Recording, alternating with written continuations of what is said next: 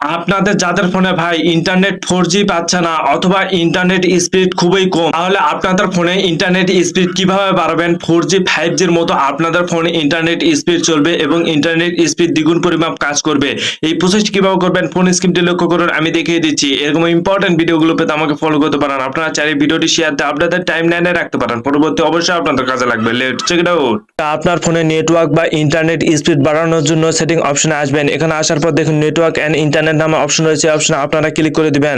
দেখুন সিম card and mobile network নামে option রয়েছে, অপশনে আপনারা ক্লিক করবেন। এই অপশনে ক্লিক করার পর এখান থেকে আপনারা যে সিমে আপনাদের নেটওয়ার্কের প্রবলেম সেই সিম থেকে আপনারা সিলেক্ট করবেন।